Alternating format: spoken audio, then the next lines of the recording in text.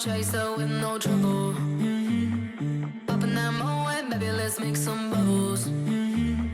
Puffing on that gelato, wanna be seeing double. Gotta do what you gotta believe it. Welcome, everyone. Episode 52 of the Health and Wealth Podcast. It's Steve Giordano here today with very special guest, brand new agent from my neck of the woods in Long Island, New York, and now in Boca Raton, Mr. Blake Levy. How we doing, brother? Doing great, brother. How are you? Like that intro, right? Long Island, New York. I love it. I love it. Long Island's a great place. So how long you lived in Florida? Moved to Florida when I was 20 years old. I'm now 40, so good 20 years here. Wow. What brought you down? Well, my mother moved here with my sisters, and I decided to come down with them. And I was actually going to college in Boca Raton. I was going to a college there. And then I basically, within a couple months of going to college, dropped out, got my Series 7 financial license, and went right into business right away. Wow. That's incredible. We're going to touch a lot about that because you've obviously seen the podcast. We talk a lot entrepreneurship, you know, your story. Want to definitely get into that and kind of what brought you here from that world. So I love this side of things. When you did that, at what point did you say like, hey, I want to be an entrepreneur, or was it more like, hey, let me get into financial services and kind of see where it goes? Well, I always wanted to be an entrepreneur. I always wanted to make money. I always wanted to get right into business. And I just felt like, for me personally, college was kind of, for me, a waste of time. So I just wanted to go right into business. So, listen, I always, from when I was young and all my friends, you know, they all had money and I had no money growing up, and I saw everybody around me having money. I always wanted it because, you know, it was seeing them living this great life, and then I can't afford to do hardly anything. That's what motivated me to get into business and just skip college. And it was the best thing for me personally, it was the best thing I ever did. Yeah, that's very bold because, you know, what's the old adage? Like, go to college, get a job, do this, do that. So family was supportive of this at the time. Yeah, I mean, listen, it was really my decision. You know what I mean? There was nobody telling me, you know, don't do this, don't do that, you know. I mean, I was literally delivering pizzas, and then I went from delivering pizzas to getting my Series 7 license and just learning an industry from mentors in that business. Yeah. So what was that process like? Because that's a tough thing to get into. There's a lot of variables that you don't control, right? Oh, yeah. No matter how good you are. What were some of your ups and downs, and how did you kind of manage that specifically early on? Many. I mean, it's very, very intimidating business, you know, when you're dealing with managing people's money. I remember that I used to be, you know, very embarrassed when guys used to ask me, how old are you? Because I'm 21. They want to deal with people that have experience. So you had to sound from a young age like you knew what you were talking about on the phone with these, you know, high net worth individuals. So for me, from what I remember when I was 20, 21, 22, when I was going through the process of the business, you know, they used to kind of say, just kind of fake it until you make it. And, you know, act like you've been here a long time. So I always had a confidence to myself at a very young age that I just knew how to talk to people. I just had a way I spoke to people, and I was always pretty good with that. So when I got into the business, I learned very quickly, and I had a lot of good mentors, and had a lot of good people around me, and I learned very, very quickly. And I came into the stock market at a young age, and it's always ups and downs, and it's a very, very tough business, but it made me the man I am today. That's awesome. And it's interesting, like, communication isn't spoken about enough, I think, and what we do. I think, you know, if you're a great communicator and truly can get through to people and care about people, you'll do well in any sales, right? Because you have to get your point across, and communication is also listening. So one thing that I'm getting to know about you and working with you the last couple of months is you're a good listener, and you really are listening to what clients need. 100%. And that's what this business is listening to what the clients need, listening to what you're teaching me, being humble, taking constructive criticism. And in my 19 years in the other business, if you can't take constructive criticism and you can't be humble, you'll never succeed. And you have to really just, no matter how successful you are, you have to keep learning and you have to keep being humble and listening to the people who are doing it like yourself that have a proven model, and just take away my ego and my confidence and just say, I'm going to listen to what Steve does. Yeah. No, I think that's incredible. And that's something like I feel there's more days where I am failing or learning than, oh, I'm the top king of the mountain. You know what I mean? And I think that's mentally, that's always worked for me, because I'm like, cool. All right. I'm confident in knowing what I'm doing, but I got to get better every day, because guess what? There's somebody that sells at a higher level. There's somebody that has an agency at a higher level. If you're not always learning, you're dying. 100%. 100%. I agree. So now you go through that world. So essentially you were in that world. Not that I want to put you on the spot of how old you are, but for how many years were you in there doing it? I got licensed in 2003. I passed my test. I think it was like New Year's Eve. I passed my test. I was very young, and I studied hard. It's a very hard test, the Series 7.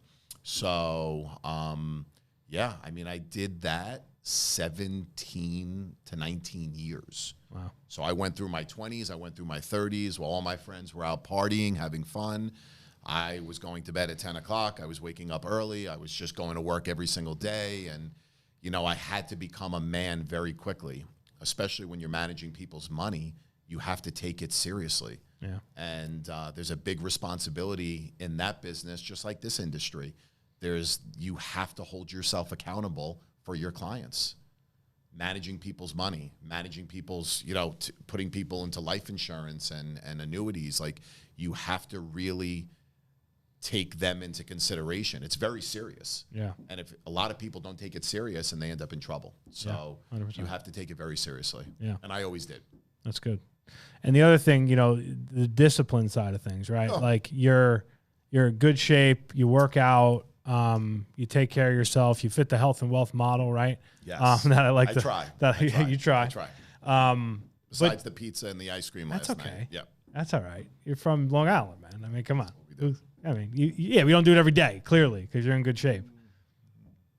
We'll talk about that another time. Unless you have great genetics. No, I don't have good genetics. Which God bless you if you do. I don't have good genetics. That's funny. So you get that discipline in your business. Mm-hmm. How does that business, when you start to veer out of it, right? Obviously, there were reasons which we can talk about.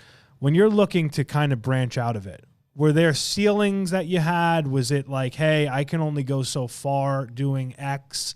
What was some of your reasoning for kind of looking, hey, let me look at life insurance, building an agency, stuff like that? Stress. Yeah. People don't understand, but, we always try to win for our clients. And the stock market is a lot bigger than Blake Levy and anybody. Yeah. And when things are out of your control, it makes it very difficult.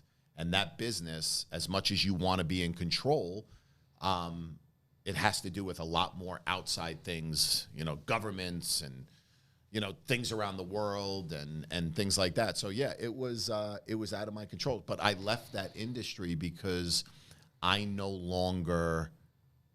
wasn't happy.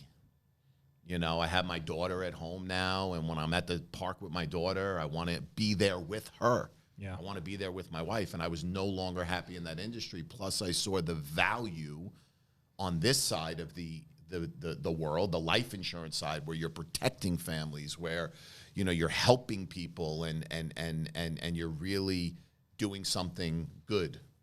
And the stock market it's like I said, it's one of the toughest careers mentally, and it took a toll on me mentally. Well, I appreciate your transparency in that. And it's true. Obviously, you can see it. I've never done it, but I can just only imagine.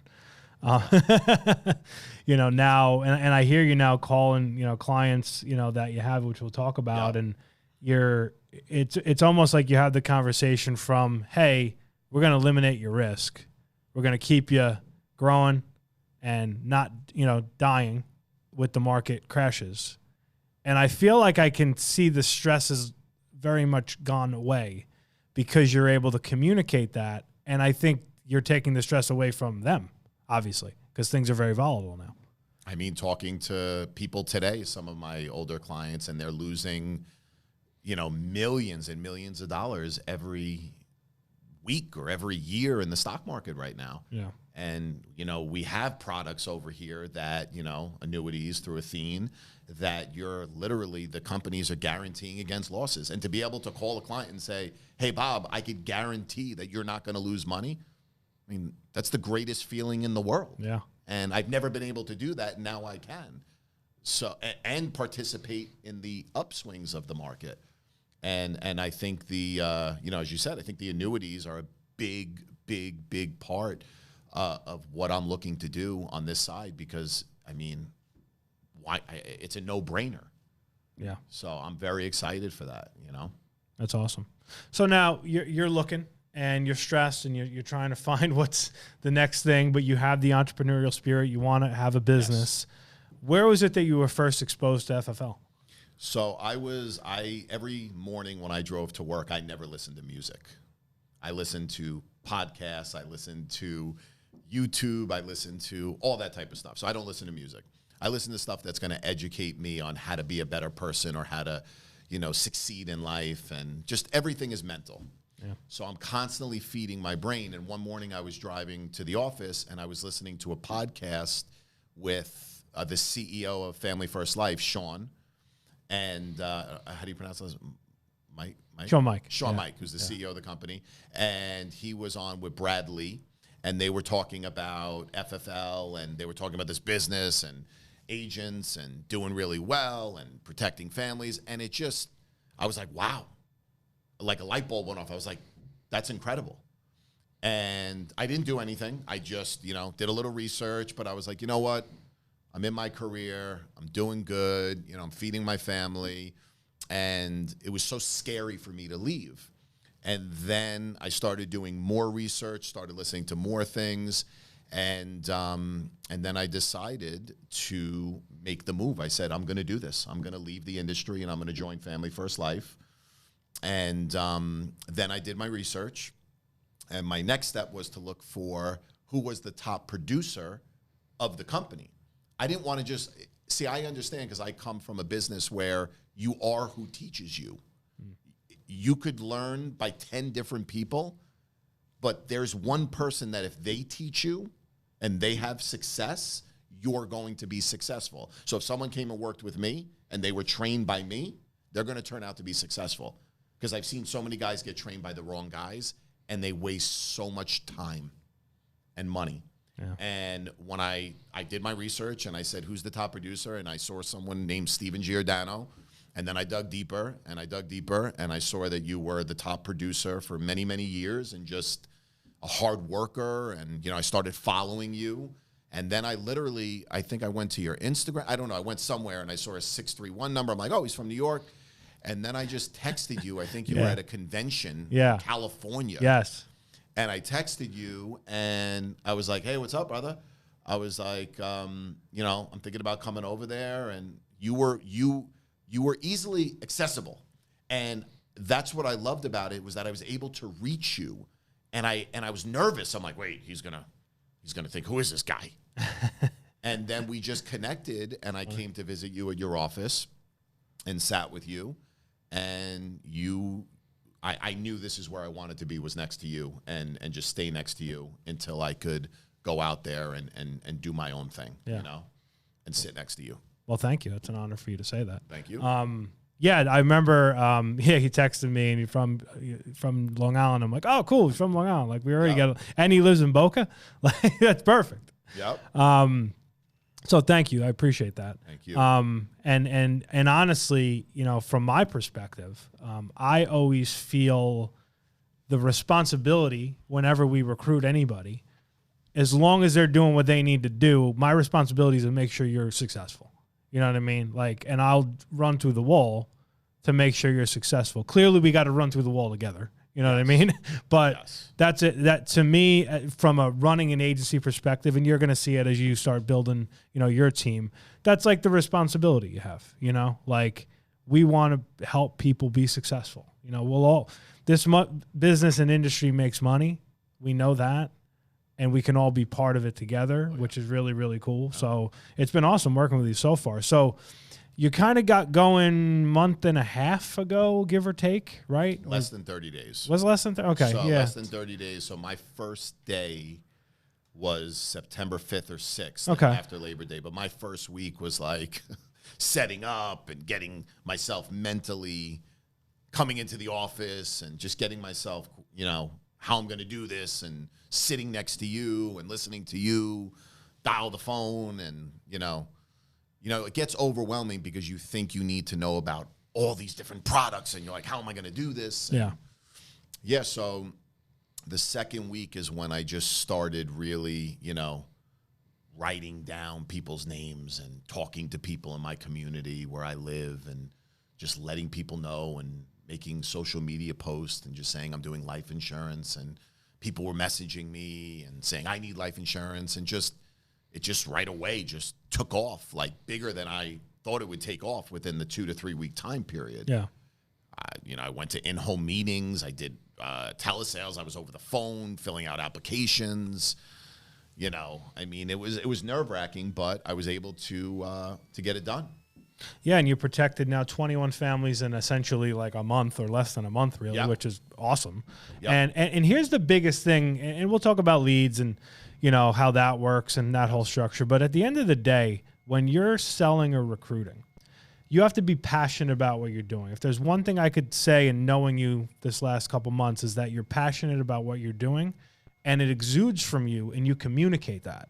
And you're communicating it not only verbally, community, obviously you have people you know in what you did prior, social media, and you've embraced that. And lo and behold, before you've even gotten into, you know, the lead side of things, you're able to leverage the fact that you're passionate about what you're doing and you're telling people about it. So talk to me about how that is kind of working so far, because you've already recruited some people. You got people that are, you know, some are in, some are out, whatever. You just keep it moving. How that's working, and then on the sales side. Yeah, I mean, on the sales side, I mean, I was at a barbecue, a neighbor of mine, a couple weeks ago, and, you know, sitting in the pool talking to another gentleman who lived there, and just start talking about life insurance. And, you know, within a week, you know, I'm protecting him and his, you know, his family. Yeah. So, I mean, I've always been a pretty shy guy, meaning like I don't really like to talk business that much. And, you know, I kind of just did my own thing with my clients, and I never really like to just discuss business amongst people. But this is an industry where you have to open up your mouth. Yeah. Because if you don't, you're doing a disservice if that guy passed away the week or 2 weeks later and his family was left with $0 tax-free money because I didn't open my mouth. So for me now, I feel kind of like a fiduciary responsibility that I need to be opening up my mouth to every single person I speak to. Worst thing they could say is, we already have life insurance. Right. And then I say, good job. But what I found, which shocked me, Steve, is that people in my community, and I live in a very, very good community of a lot of successful people, and it shocked me how many people didn't have life insurance. And these were people with kids. Yeah. And a good net worth. You know what I mean? Like you better protect it. And breadwinners. And, you know, it shocked me that they didn't have life insurance. So a lot of people don't have life insurance. You know, it's a mix. It's, you know, middle class, high class, you know, lower class, all these different classes. People need life insurance. It's the quickest way to access tax-free money for your family. Yeah. And not have to go through the whole probate process, which could take 9 months. Yeah. So to me, it's a no-brainer. Yeah. You know what's interesting about, like, I've heard you dialing and I've been listening a lot, and I think you know, obviously a great communicator and good on the phone, is your passion around the communication to people about what it does.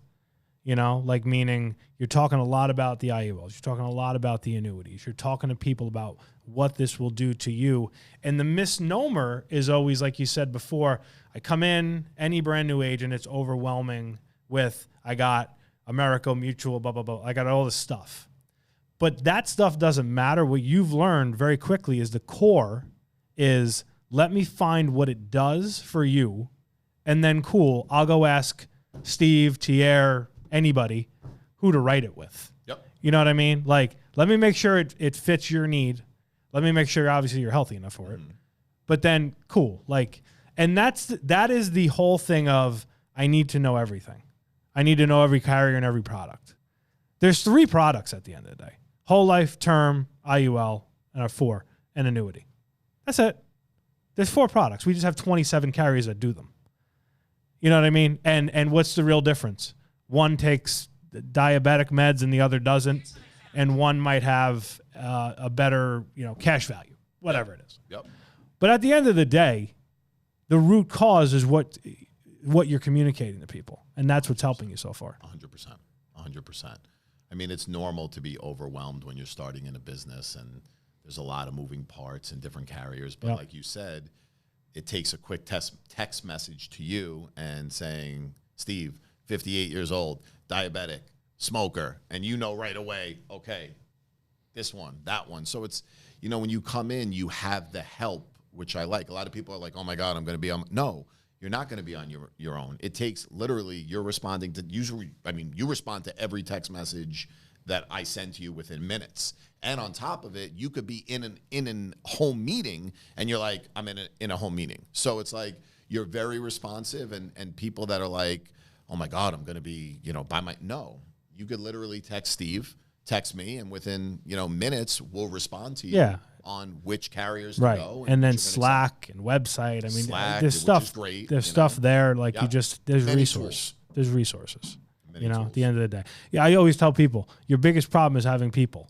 You know what I mean? Like have people to sell insurance to. The rest of it, easy.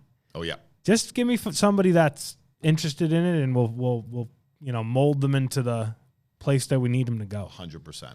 So now, when you also looked at this on the side of building a business, so clearly, and correct me if I'm wrong, when you're in the stock business, you're an independent lone wolf. You're doing your thing. You don't really have like a team per se, unless I'm incorrect. You are incorrect. Okay, tell me how I'm incorrect. Yeah, so I owned a branch. So Okay, we had, at one point, I think it was like 20 plus brokers underneath us. Okay. Me and my partner.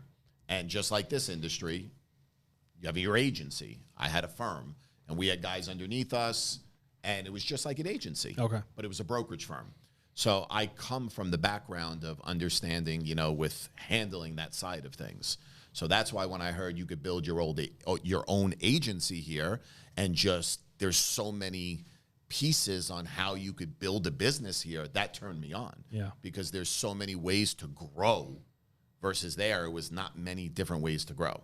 So yes, I had a firm, and I came from that, so I understand how it works. And sorry about that. See, I know nothing about stocks. See? Clearly. That's fine. No, Clearly. That's fine. I should We stay in never my talked lane. about it. We never talked about I should it. stay in my lane.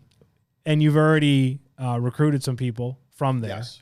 You're still communicating. Yes. And of course, you're getting I want to see you do it, which is the most common thing you're ever going to hear, which is all good. Like we get it. People want to make sure it works. Like nothing wrong with that.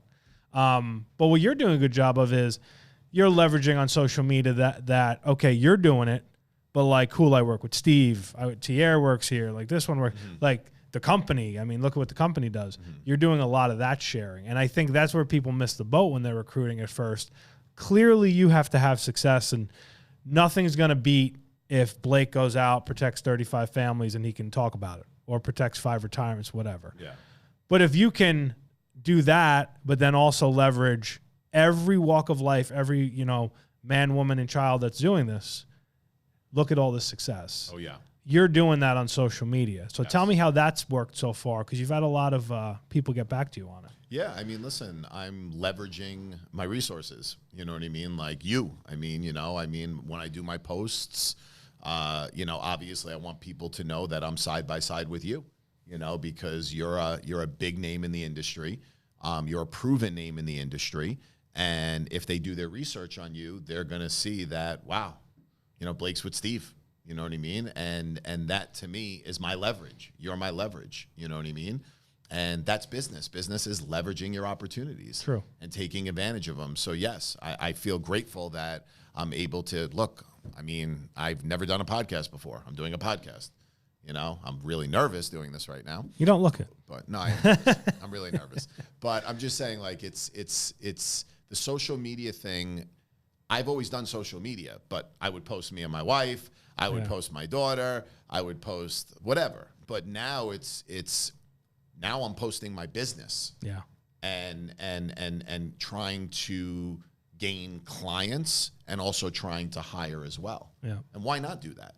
100%. I've gained clients through my social media posts. I've had guys reach out to me through my posts and say, hey, let me come in for an interview. I want to speak with you.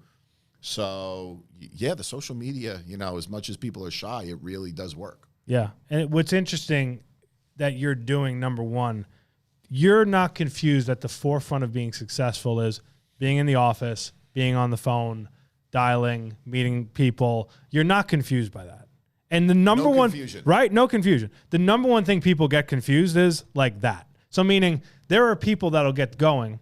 They'll go do all the social media stuff, but then they won't make a phone call.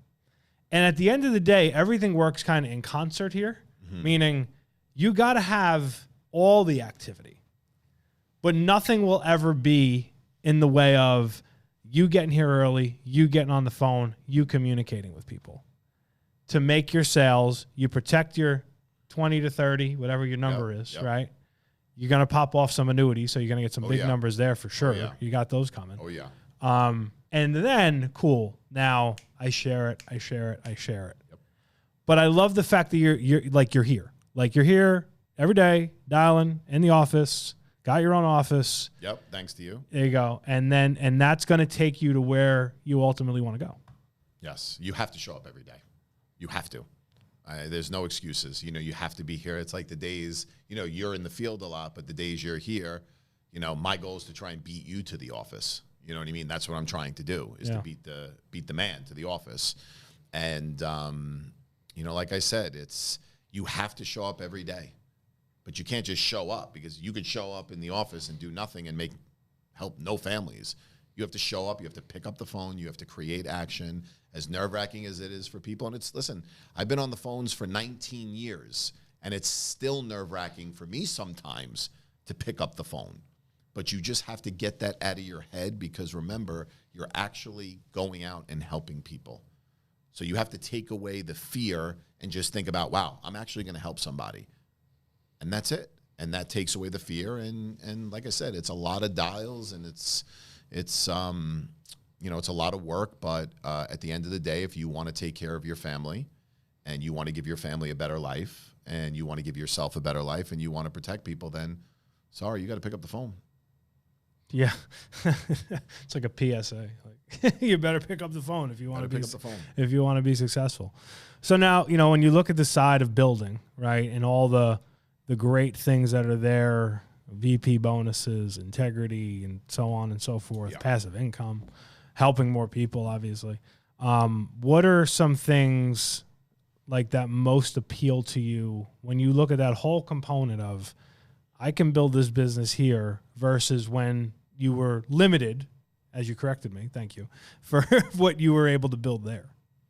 I mean, I was shocked by the possibilities in this industry.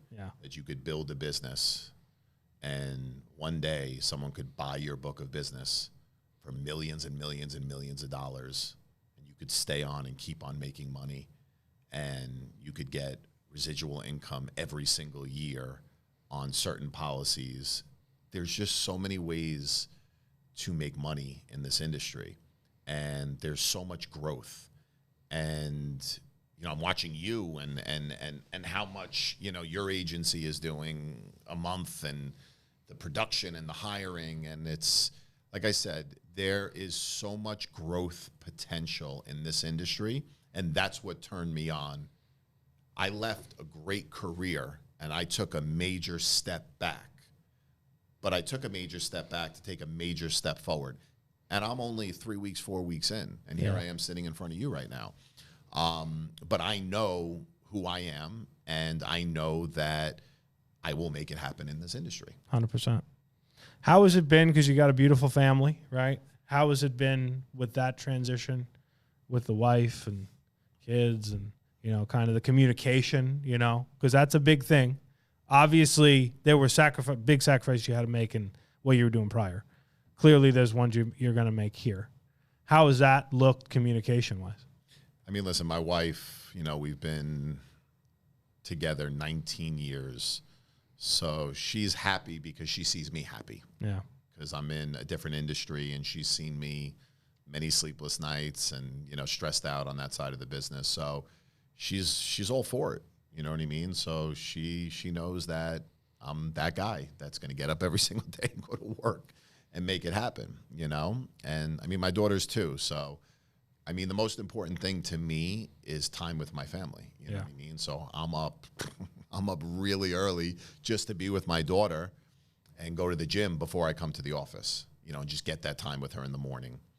And then come home and be with her before she goes to sleep. You know? So yeah, they're all aboard, But yes, obviously I see you and the sacrifices you make, and I know you have a beautiful family. But what you're doing now is so in 3-4 years, it's gonna be a good day for you guys.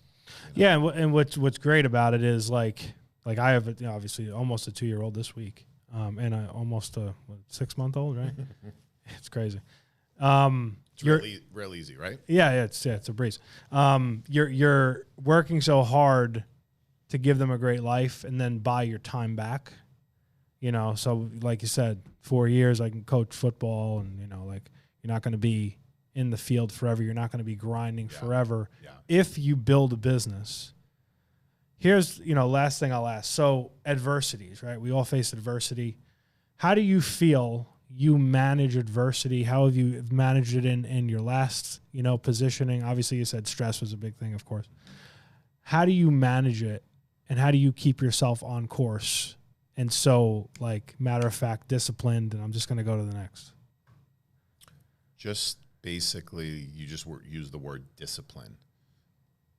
Being up the same time every day, going to bed the same time at night, like not drinking alcohol, working out, just doing it's the consistency. You know what I mean? It's just doing the right thing every single day. The discipline thing and the consistency. That's just who I am, always who I've been. So yeah. Love that. And it is true. Like, at the end of the day, bad stuff is going to happen. Every day is not going to be roses in entrepreneurship and anything. But if you keep the discipline going, it's like, all right, well, something bad happened right now. What am I going to do? Not get up early tomorrow? Yeah. Like, if I get up early, I'll fix it tomorrow. The adversity is, if I don't go to the gym the next day, I feel even worse. Right. I handle my problems in the gym. There you go. Or I handle my problems, thinking positive and just being, a good person. Right. Yeah. So yeah, that's how I do it. Because everything will be okay, and there's always seasons, right? We all have like tough days and tough moments, and everything's season. We all have, brother. Like, trust me. I've had a lot, but you know what? I'm here and I'm happy. Yeah. So and blessed, happy. You just got to keep going. When you're in those down moments, you just got to sometimes just look ahead and know that this too shall pass. Right. And things will be fine. Yeah. And a lot of times you lean on, like, you're a confident person. And it's not, I'm going to be a cocky person, but I'm going to be confident in my ability. I want to be confident in the fact that I know how to do what I know how to do. I know how to work hard. And I'm in a vehicle that I can, as long as I keep it moving, I'm going to make money. No doubt. You know what I mean? Like, no doubt. It doesn't matter if 9 in a row don't want it. Like, number 10 could make you whatever. 10, 11, 12, 13, 14. Right. Could make you, a ton of money on annuity, whatever it is. It's a numbers game. You have to dial 100, 200, 300, 400. I've been dialing since I'm 20 years old and been rejected so many times. And that's any business. You're going to get rejected. Yeah. But that's what actually gets you to the yes. It's all the no's. Correct. Very true. Well, I'm excited because we're going to kind of archive this, and then we're going to see where we're at today in, day 30, and then where we're going to be at in 6 months, in a year, with a big team and, being a top producer. any like goals number wise that you've had and said, hey, I want to do X? And if you haven't, it's cool. Yeah, I mean, listen, the goal is obviously to try to protect. My goal right now is at least maybe like I'd like to hit Hall of Fame within my first year. Yeah. And that Doable. is 400 families. Right? 400 families. 400 families. Yeah. So if I could do that my first year, and I already kind of figured out the numbers and how I could get there pretty quickly. Sure. But yeah, I want to do Hall of Fame my first year and every year after that. And I'd like to surpass some of your numbers. Please. I'm in. Yeah. I'd like to surpass you. you. I will put the belt on you.